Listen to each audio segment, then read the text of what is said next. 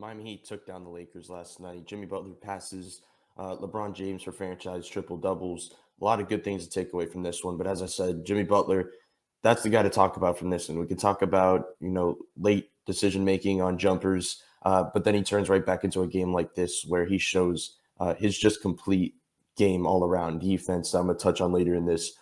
He didn't have the greatest scoring game efficiency wise, but it seemed like he controlled pace throughout. And then obviously fulfilling the triple double with rebounding. But the biggest thing is the passing. The passing was what was on display. I think he had about 7 or 8 assists even in the first quarter, 10 at the half. And it's not just part of it is guys making shots. There was plenty of times that I think they were shooting 60% from three early in this game. Like they were just making a ton of shots that it's going to happen. But obviously a lot of it is just the things that you can do when Jimmy Butler's playing in this way. A lot of it is no Kyle Lowry. We're going to put more of our playmaking duties on the plate of Jimmy Butler. And I don't think it's the worst thing to do when Kyle Lowry comes back as well. I think at playoff time especially, you're going to see a much more off-ball Kyle Lowry, a much more off-ball scoring Kyle Lowry, because I think that's needed for this team. You can just see some of the things, how they can balance that attack at the top of your rosters. Let's start with the first one. Something Miami did a ton to start this off is they did a lot of this stuff with 4 guys on the weak side. When Jimmy and Bam were both out, ran it with PJ. And they actually ran it with a lot with Yurtsman. So that was an interesting way they go about things. And it's even better when you have a playmaker like Jimmy or Bam running it. This is just 4 guys on the weak side. They usually screen for each other. And probably 2 of them will cut. One of them will cut through to this opposite corner. One of them will flare up to this wing. And they go about different things. The beginning of this one, though, looks a little different. As you're going to see right here, Duncan screening for Gabe. You can see the way Bam and PJ are just standing. I think this was supposed to be just a loop around pass from Jimmy over the top to Gabe. But as you're going to see here, then it just leads to just free roaming. Now it's just not a play after this. After he goes right here, now it's just, we have to react and we have to go and make something happen off the ball. You can see Gabe and Duncan cut at the same time. Jimmy, we talk about Kyle Chaos just in the mix of it, where how he can make passes of the full court and he can make plays in that type of environment. Jimmy in the half court is good in chaos. He likes reading defenders off the ball and seeing which one is kind of in the worst spot. Right here, it's clearly Trevor Ariza trying to front Gabe. Right here, Duncan's coming, Gabe's coming. He puts a lead pass for Gabe for a wide open layup. And that's just the type of stuff you can run when you have Jimmy Butler on that strong side like that. Another one, you're going to see Duncan come up and obviously he had a big game, 25 points is another guy you can talk about from this one. But the thing is, you see 2 guys flash up on Duncan. It's something we've seen over the years. We talk about gravity. We talk about a bunch of stuff. This is why it's important. When you have this type of gravity and you have 2 guys that are flying up and now you have a 4-on-3 on the backside, it's just important. The difference is when you have Jimmy Butler reading the 4-on-3, and if you can get that ball to him quick like Duncan is going to right here, this is when Jimmy Butler is at his best as a passer. As I go back one more time, Duncan's going to come up. He gets the ball, passes immediately to Jimmy. Jimmy's going to feed it immediately into Dedmon. He knows that's the soft spot of this rotation because Westbrook's helping out on that corner. He has to totally dive in on that tag. If not, Dedmon kick it out to that corner, and then obviously rotations come from there. But just seeing one more time the way Jimmy can just quickly feed it in, knowing that he can't recover, gets it in there. Dedmon ends up getting the end one. That's the stuff that makes this just so intriguing when you have Jimmy Butler at the head of the snake kind of making things happen. The next one you're going to see right before this, Max Strus is screening for Jimmy. He's going to slip the screen down low. The difference is you're going to see one more time. For one, we saw a lot of Max Strus, Duncan Robinson lineups, and I think we're seeing them become better and better. A lot of them we saw them running zone.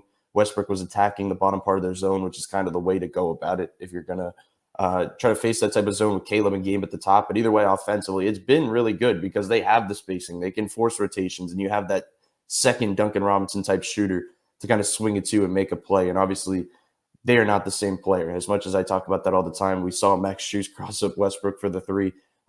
They just are utilized in different ways. They're not the same exact type of player even in this offense. So right here, anyway, Jimmy Butler drives. It's more about the amount of bodies he can draw in this type of the game. We talk about so many things about the finishing, that layup at the end of the game when he had the wide open lob. The amount of eyes he draws and the amount of bodies he draws is just unreal. Right here, usually he's usually a kick out guy where he turns his whole body and kick it right back out to Max Strus. That's usually his go-to right here. But you see him draw 3 total bodies around him. Everybody's eyes are on him. That means he can pass to anybody. Duncan could shift at the top of the key over to the left wing, and he'd have an open slot. But right here, obviously, he gets stuck in the air. What does he do? He makes a play, bounce passes over the corner to PJ. that is the most Jimmy Butler play you'll probably see. Just the way he can control a game. When I said earlier his efficiency wasn't high, but he controlled the game, that's how he controls the game. He can control it by manipulating a defense, by hitting Gabe on a slip and throwing a lead pass, but he also can manipulate it by acting like he's going to score, drawing three bodies and making the kick out. The next one, once again, this is the play I was talking about earlier. This is four guys on the weak side. It's much different when you can run it like this, first of all, because you have Jimmy, who is not one of the shooters on this team, being able to run it, and you have Caleb Martin, who's been a top-tier shooter on this team for some time, Max Strus, Duncan Robinson, and Bam Adebayo. It's just a really efficient way of going about offense. And this lineup was very, very good for Miami last night. Like we were talking about, just a mix of everything, mixing everything they need on this team, offense, defense, athleticism. It looked good, shooting. This is the way they can go about things. But obviously this certain set, we see Jimmy playmaking. Usually this is a bad Lakers defense, so a lot of this stuff looks a little different than it would against other playoff teams or better teams down the line. But you're going to see Jimmy playmake right here. Duncan just basically utilizes the off-ball screen to his advantage. You see him right here acting like he's going to cut up the top because that's usually what happens.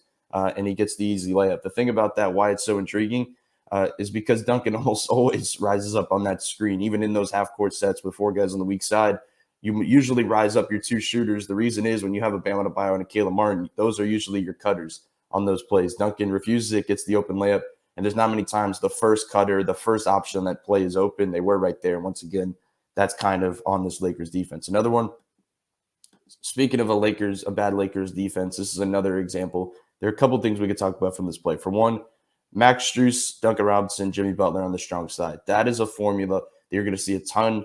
I think throughout this season, especially when guys are down and you see Duncan Robinson playing 42 minutes and you see Max Strus playing a bunch of minutes down the stretch. This is a formula that can really work. You see Max Strus screening for Duncan. This Lakers defense, as you see, Westbrook didn't even move. They don't just kind of stand there. Duncan Robinson ends up getting a wide open three. But let's go back one more time because there are a couple things to see from Jimmy here as well. The first thing, he's backing guys down right here before the screen. The difference is he moves with his off-ball shooter. And it could go either way. His off-ball shooter and Duncan Robinson moves with the ball, and it's something I talked about in the last breakdown, how he's kind of doing that and moving with the ball on attackers. But as you're seeing right here, Jimmy's looking for him all the way. He wants him to move with him as he drives. It's probably why a lot of the time you see Jimmy in Duncan's ear, and he wants him to get these opportunities. He moves with the ball, immediately feeds him because it's just exactly what he wants to do, and he hits it. There's just a couple different things to take from that play because that was just one of those things where it's a big play from Jimmy. It's a nice noticeable play from Duncan, and it's just a great Spoelstra moment to see that those three guys on that strong side is something that they can utilize more and more as they go throughout this season. Now, the final one, talked a lot about passing, and that's kind of the theme of this topic, but there is one more thing to talk about from this game with Jimmy Butler. There's a couple different things. But defensively, this was one of his better defensive games. I think we've seen different guys step up defensively, and I've mentioned Gabe Vincent's on-ball pressure has been there. Caleb Martin's on-ball pressure has been there. You've seen Bam on the backside dominate games he did a couple games ago. We've seen PJ be that guy. This one was Jimmy Butler, and the reason they usually go through different schematics and they find different ways to go about things. This one was a pure help game, and especially when you have LeBron James on the other side, and you look at this starting lineup out there right now for the Lakers, just a lot of not great shooters, as many have talked about with this Lakers team in this starting lineup. They're going to help off and they're going to blitz him immediately especially when he's in this high post. The difference is right now you see Gabe helping. That's been Jimmy most possessions in this game. Jimmy was the helper, and that's when he's at his best, when he can help and he can take those gambles and he can try to make a play with his just body, his wingspan, his athleticism, and try to just get his hands in there and make a play. Right here, we talk about him being at home when he's the blitzer, the helper. He's even more at home when he's in this spot right here, when he's that third guy over, when he's not the helper, and then he can make a decision right here. This is when he's at his best because, as I said, he's just amazing at hitting passing lanes. As you're going to see right here, he doesn't even need to get there. He helps right here. Now they rely on rotations as they've been.